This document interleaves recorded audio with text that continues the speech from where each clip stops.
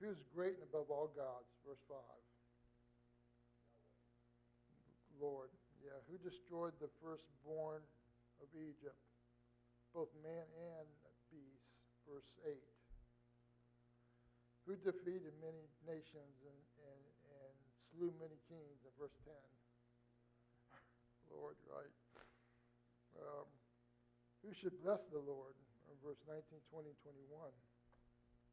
Israel, Aaron, Levi. And those who fear him. And those who dwell in Jerusalem. Yep. Verse Psalms 136. Why should we give thanks to the Lord in verse 1? For he endures forever. All right. And why should we give thanks to the God of gods and the Lord of lords in verse 2 and 3? Yeah, for his mercy endures forever.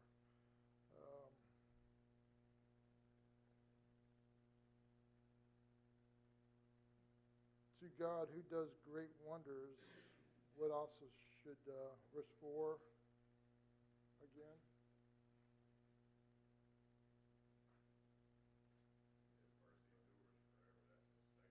Yeah, I mean, it's every verse. It ends in that. For his mercy endures forever. Psalms 137. The psalm is weeping over the destruction of Jerusalem. It's a sad psalm.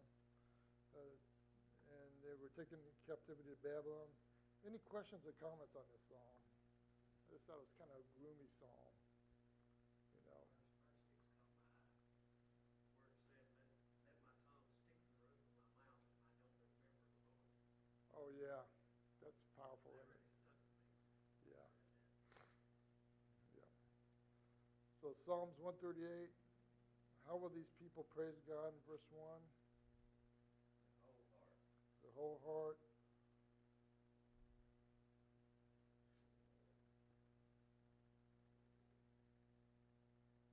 Can't read my own writing. All the kings of the earth, what shall they do? Verse 4. Praise God, okay. And verse 8, the mercy of God endures how long? Forever. Psalms 139, what are numbered more than the sand? Verse 17 and 18.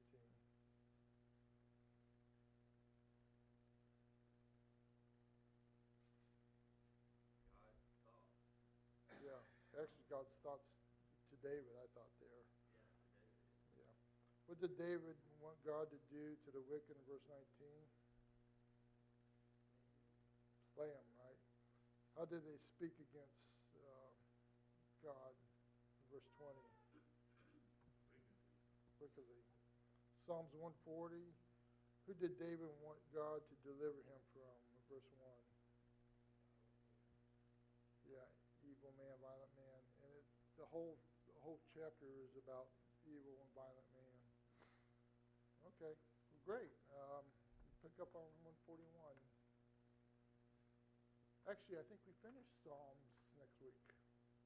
We get into Proverbs. I think we're a week in Proverbs, and then we go back to the New Testament and Hebrews. Okay, very good.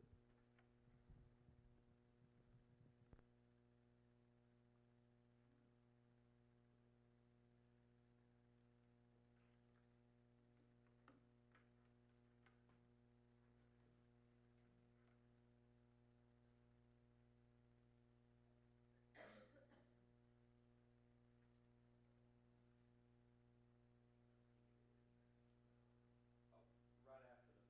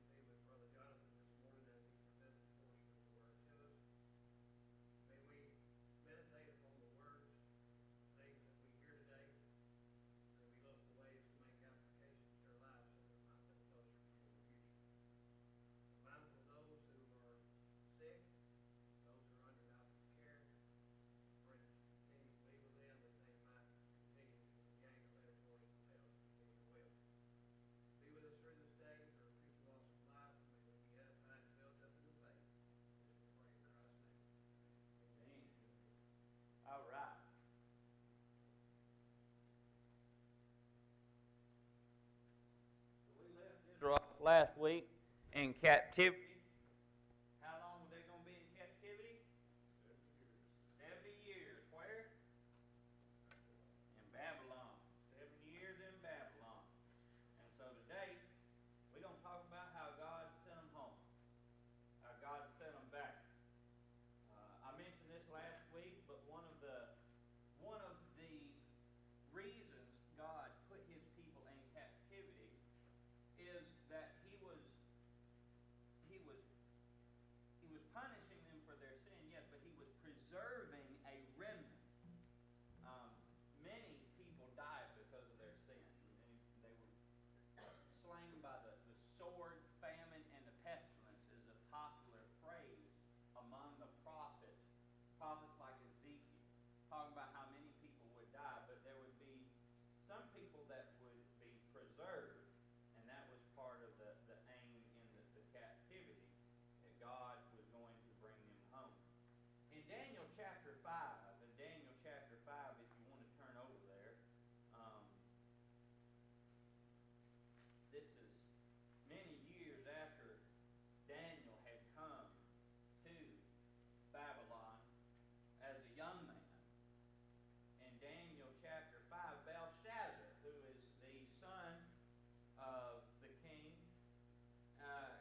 he really is reigning in his father's stead, is what he's doing. His father's off on a journey, and he ends up offering Daniel third place in the kingdom, and so that means he's second. His father Nabopolassar was known for taking a lot of trips and traveling and so forth, and so he's in Babylon throwing a great feast, and y'all remember what they're drinking and eating out of. Right, they had taken those vessels and things from the temple when Jerusalem had been plundered so many years ago, and a great hand appears and writes on the wall these words, and we're on 49 in our book here, lesson 9. Many, many tekel upharsin. And Daniel chapter 5, verses 26 through 28, tells us what this means. Daniel 5, 26 through 28. Someone read that. This is the writing that is described. Many, many temple. This is the interpretation of the feast. Many by that number that came and brought it to me. Jekyll, thou art weighed in the ounces and art found wanting. Perish, thy kingdom is divided and beaten to the Persians. All right. How long did it take for that to come to pass? Same day. That night. Daniel got promoted to third in the kingdom, and that night, the Medes and the Persians come in, and they took Babylon, as I understand it, through the underground sewer systems. They come in, and they took Babylon overnight, and they became the next world power. And there was a great leader who came to rule over this world power of the Medes and the Persians, and his name was Cyrus the Great. Cyrus the Great is a big figure in history, a popular artifact that we'll look at Wednesday night is the Cyrus cylinder, in which Cyrus talks about his reign, about how he had been benevolent to those he was reigning over, and he was a pretty benevolent king, because he's the man that God chose to send his people home. And the books of Ezra and Nehemiah cover the history of God's people returning home to Jerusalem. In Ezra chapter 1, verses 2 through 4, we find Cyrus's decree to send God's people home. In Ezra 1, 2 through 4, someone read that for us, please.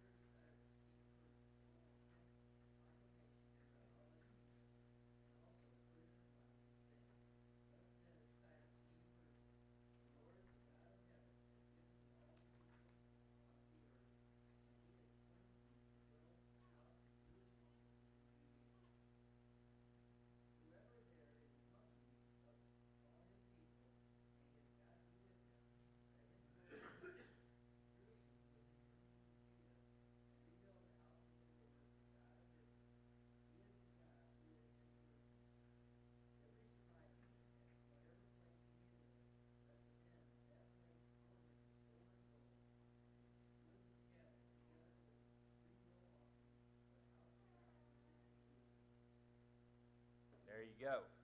So they returned to Jerusalem, and Cyrus sounds like a pretty benevolent guy, doesn't he? How does he feel about God? I find that interesting. Yeah. Sounds like he really is, whether or not he worships only God, it sounds like he's very respectful, very fearing of God. And he said, God's commanded me to build him a house in Jerusalem. Let everybody go up. Let him give him silver and gold. Let him go up. I mean, he's just being benevolent here. Like, whatever you need to take it to go and build Jerusalem. Remember that. So they're taking a lot of silver and gold from Babylon, taking it to Jerusalem to rebuild Jerusalem, specifically the temple, the house of God. And that's going to come back into play here a little bit later on. And so the books of Ezra and Nehemiah talk about this journey that the people made in several trips back to Jerusalem. So this first trip in 539 was headed by Zerubbabel, and he led the people back. Ezra himself made his own journey sort of around the outskirts of the wilderness to Jerusalem to teach the people the law of God. So they come back not only to rebuild Jerusalem, but some people come back in order to teach people God's laws, because a lot of time had passed in Babylon. The people had forgotten many of God's laws, and they needed to be reminded of that. Now, in the books of Ezra and Nehemiah, there's kind of a couple of things that need to be rebuilt. The temple, Ezra really covers the rebuilding of the temple. Of course, that was pretty much completely destroyed by Babylon, even the foundation. In Ezra chapter 3, verses 7 through 11, they came to Jerusalem, and very quickly the foundations were laid. How did the people respond to the foundations being laid?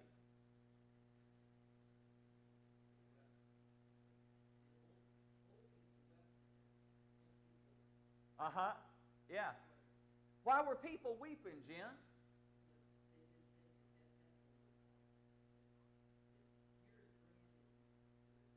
Right. They didn't think it was near as great. And so there was this crying, there was this weeping, but there was also this shout for joy. And it says the shout, you couldn't tell the difference between the shout for joy and the shout for crying. And it says there's just this great noise was heard a long way off.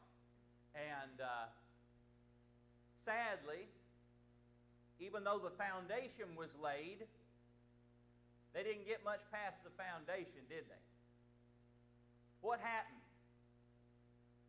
when they laid that foundation?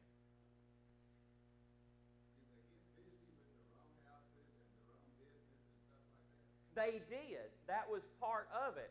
But something discouraged them from doing any more. Yeah, the nations around them, they saw Jerusalem start being rebuilt. How did that make them feel?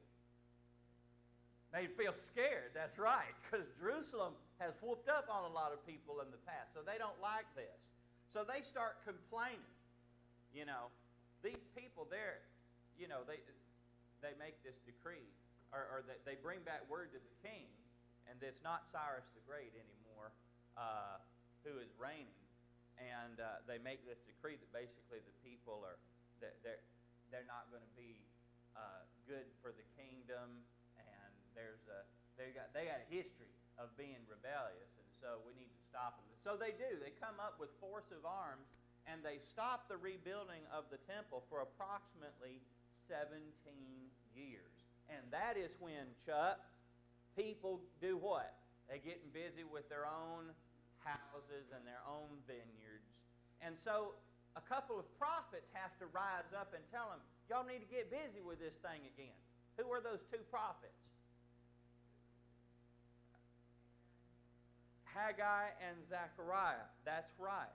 And Haggai is really the one that steps up and says, y'all are just too busy with your own stuff.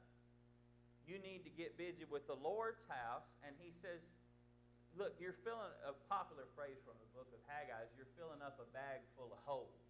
In other words, you're trying to prosper yourself, but it's like putting rocks in an old holy bag, and they just going in there and going right out like a hole in your pocket. The people were struggling. They were not prospering. And God says it's because you've neglected my house. Now, to encourage the people to rebuild, Haggai's message was, you think this latter temple is inferior to the first. I'm going to tell you something different. The latter temple is going to be even more glorious because of who's coming. Someone's coming. Haggai 2, 6 through 9. Haggai 2, 6 through 9. Somebody read that for us, please. Haggai 2, 6 through 9.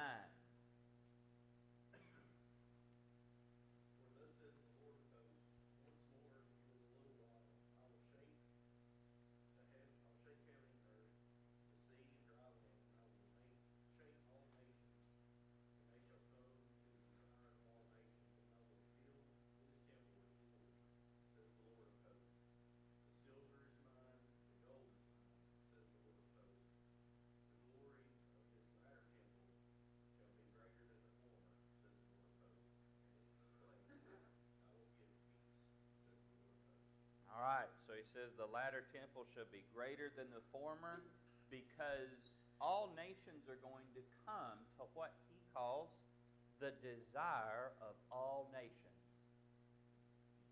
And that is a reference to the Messiah, to Jesus.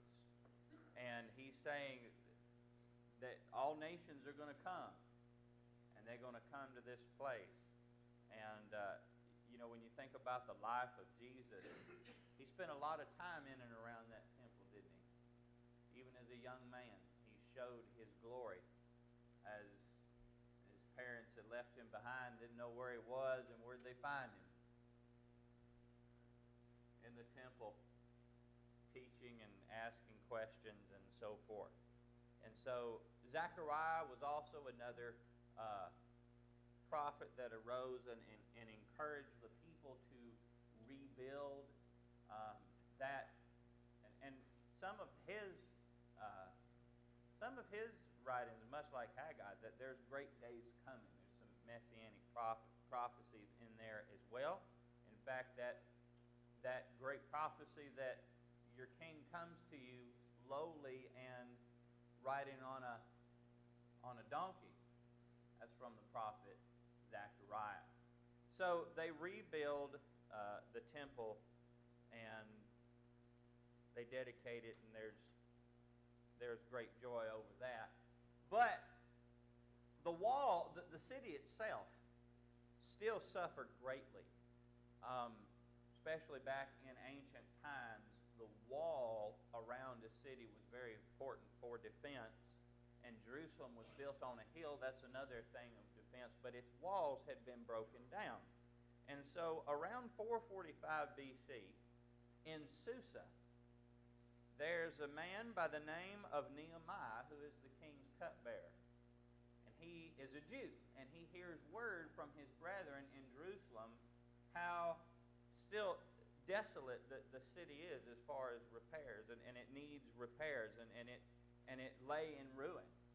And so Nehemiah gets a group of people to go up with him to Jerusalem. And Nehemiah is such an encouraging character. He riles the people up. He gets them ready to go, and he gets them to rebuild the walls of Jerusalem. Now, how do the surrounding peoples once again feel about that?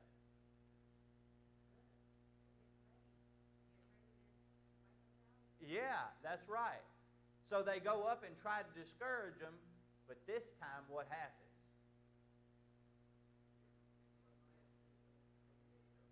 Yeah. So the people had a mind to work, didn't they? And they just kept on working. In fact, the people try several things to get them to stop working.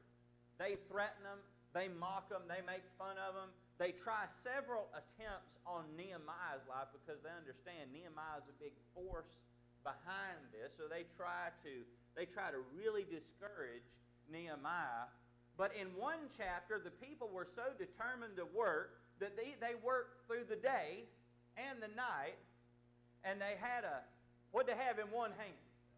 They had a weapon in one hand, and they were working with. How do you do that?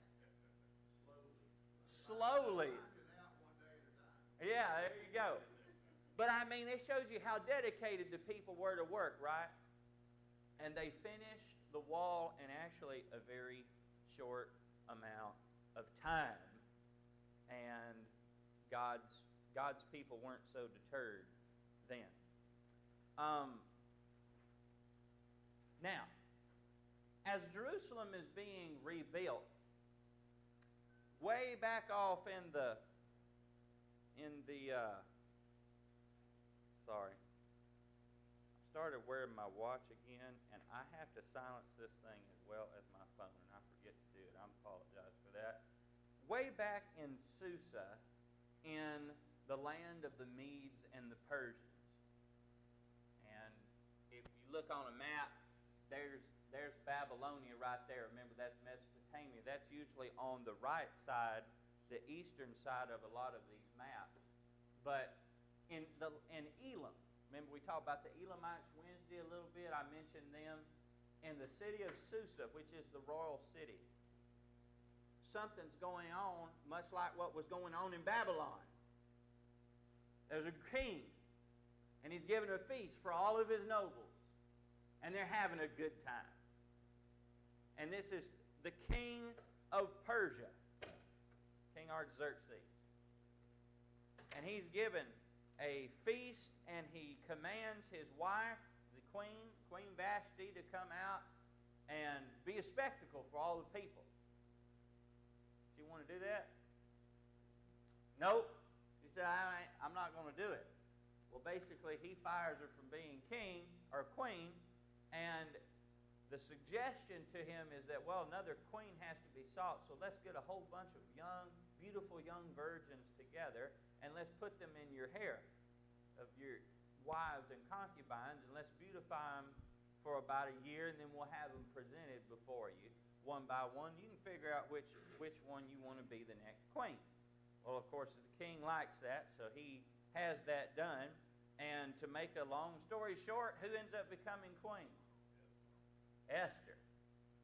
And so we find the story of Esther and how God was looking after his people, not just in Jerusalem, but we're also seeing how his providence and protection was over those who had not returned to Jerusalem.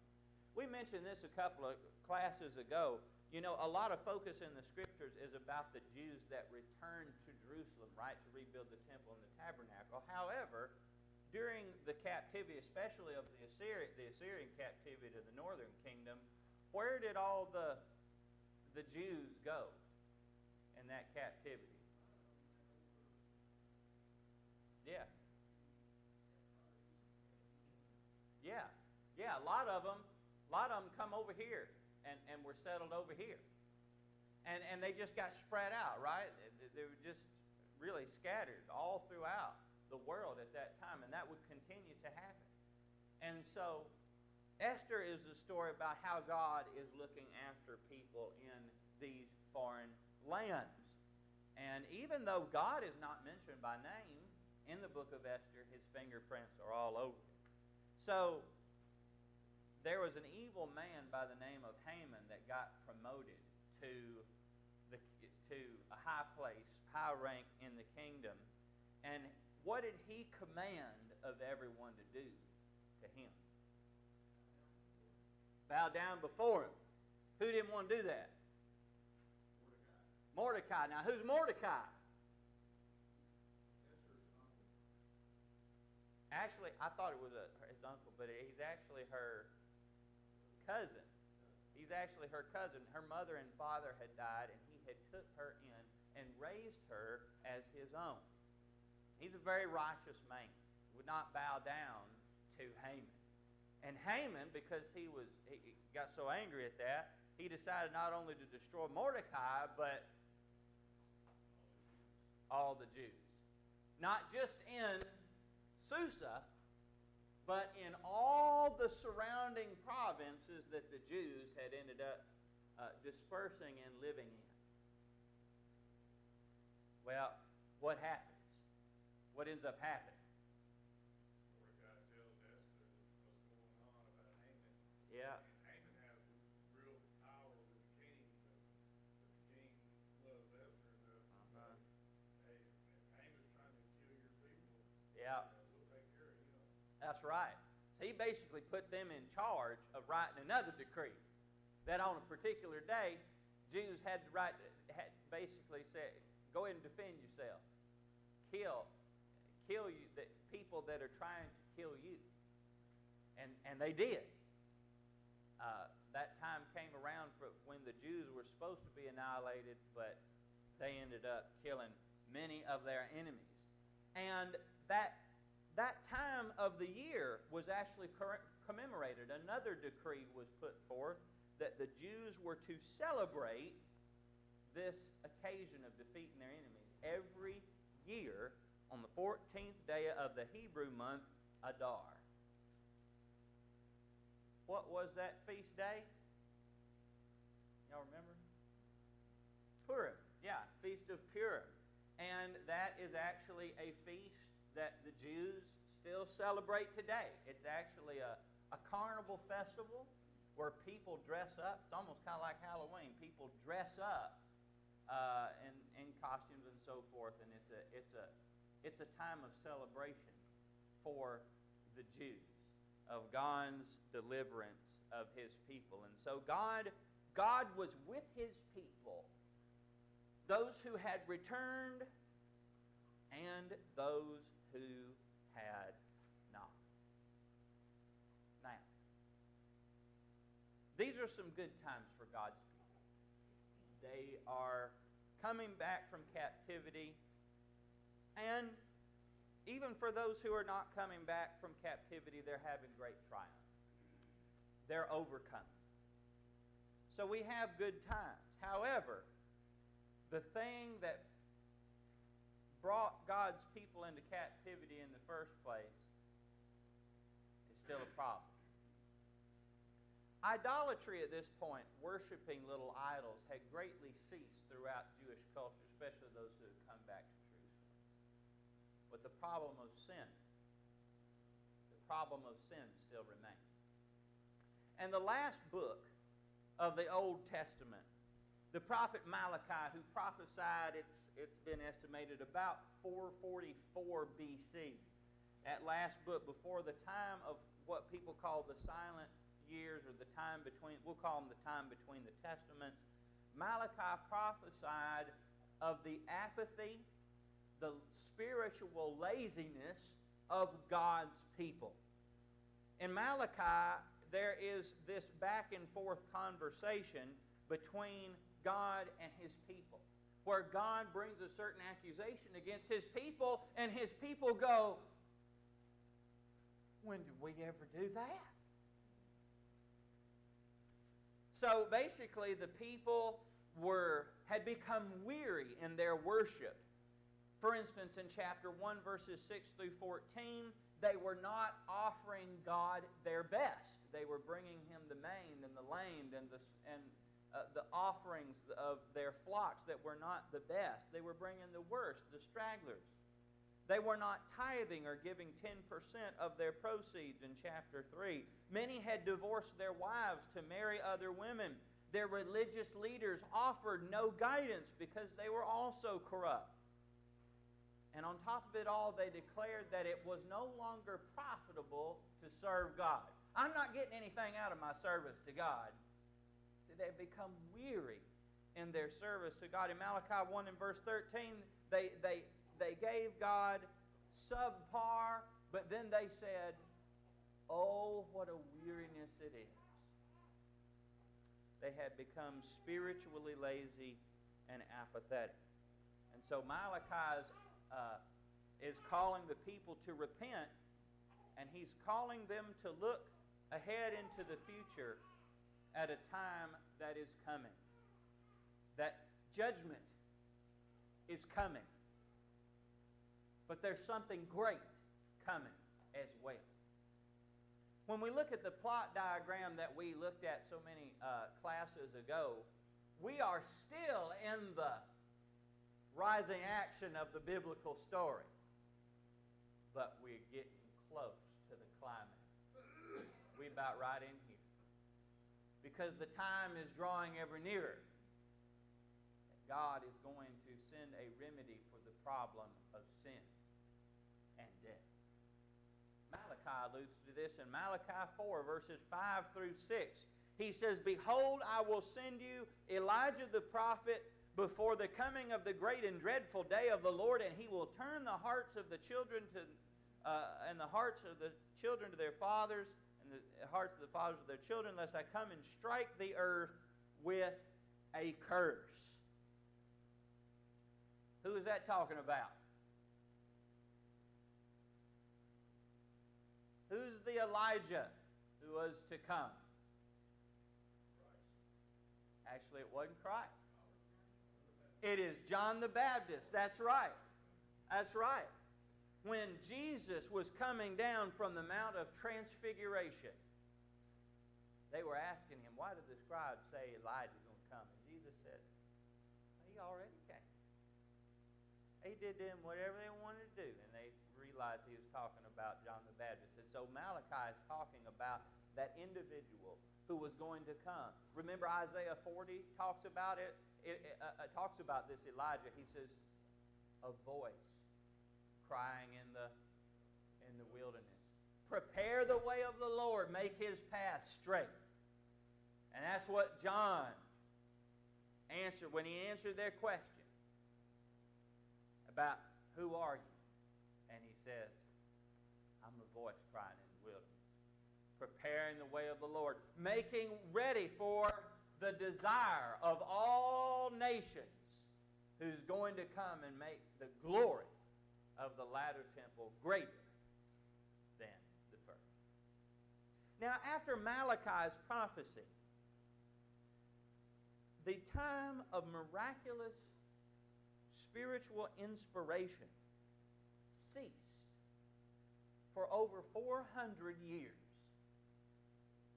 We do not have any inspired canonical books during this time, written during this time.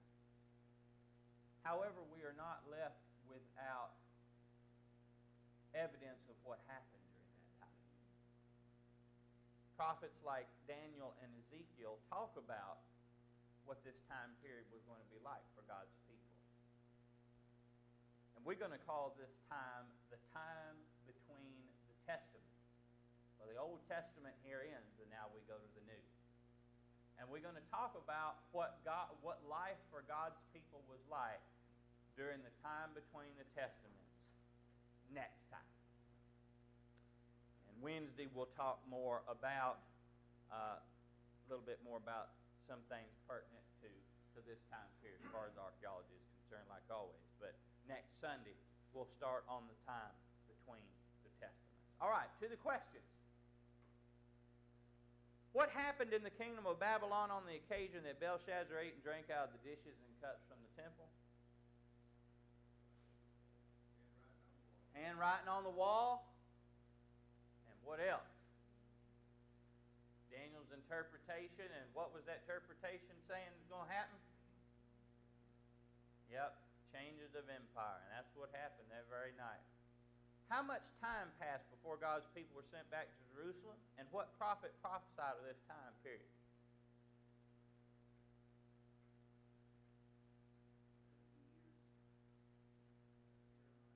Jeremiah. Do you have the scripture references for that? Yep, 29:10. There's one more place too, Jeremiah. Oh yeah, 4 through 7 as well, but the chapter, does anybody else have another chapter? There's another chapter where he prophesies this. Jeremiah 25:11 through 12. You want to write that down in your notes there. What books detail the rebuilding of the temple and the walls of Jerusalem? Yeah. What obstacles did the people encounter while rebuilding the temple?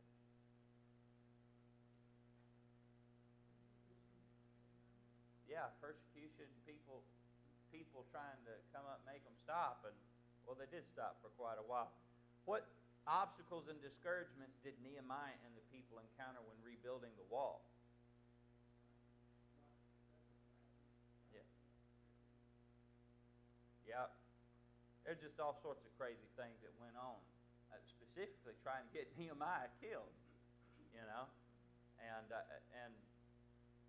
list some specific sins Nehemiah encountered among God's people. They're breaking the Sabbath, Yep. intermarriage with foreigners, Yep. neglect of the temple,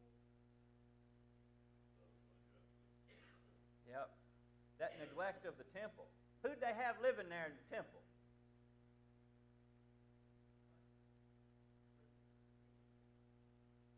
No. So there was a specific enemy of Nehemiah, and his name was Tobiah. And he had gotten on the inside and won some of the people over to his side. And they had built little storehouses on the temple. And they had him living in there in one storehouse. And Nehemiah had to go in there and kick him out. Say, look here, rent's over, bud. You can't be living in here anymore. and basically he was living in there and basically leeching off of the people. And yeah, he had also intermarried with some of the people, or with one of the daughters of the prominent person there. So yeah, you listed a bunch of them there. You know, I don't know if you mentioned usury. That was another one. You know, they were charging people interest. You know, taking their lands away from them, the people who were rich, and there wasn't good things that were going on in Jerusalem during Nehemiah's day. What?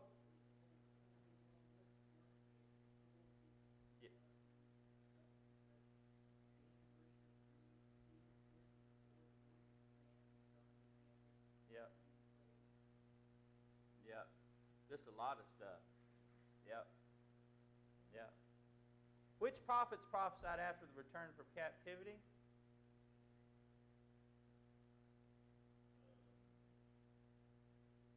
Haggai, Zechariah, and Malachi. Yep. What dates did you get for those? For Haggai and Zechariah was 520 BC, Yep. and shortly before Nehemiah's arrival. Yep. Shortly before Nehemiah's arrival. Yeah. All right. Hey, John, Yeah. would you mind going, skip it down to question number 9, please? Let's see. It's too far to, we can't go that far. Well, I mean, we got 2 minutes left. Now, that question in particular, when I was going through this, I said, Yeah. has idolatry ever been fully eradicated from God's people? Yeah. I mean, it's still going on now. Yep. We don't have little Indians sitting around that we bow down to and start worshiping. Mm-hmm. But we still got things in our heart that come between us and God. Yep. That's right. So what were some idols that the people were worshiping during that time? To that, when you look at some of their sins, what would be some of the idols that they were worshiping, like what you're talking about, spiritual idols, you might say? Yeah, money would be one of them. Taking that usury. God. They were married whoever they wanted to. And Yeah. divorcing if they didn't like the situation. Yeah, they were divorcing their wives and marrying others. Yeah, whoever they wanted to. That was, yeah, just like today. Kind of like that verse in Acts where they were saying they were doing everything that they thought was right in their eyes. That's right. Yeah, they were doing everything that they thought was right in their own eyes. Yeah, like over there in that was a long time ago, wasn't it, in the Bible story? Like back on this little. I mean, that was back here on the rising action. We're like up here, but it ain't changed, had it? Have human beings changed? No. I mean, a lot of the times the culture and maybe our inventions and stuff, our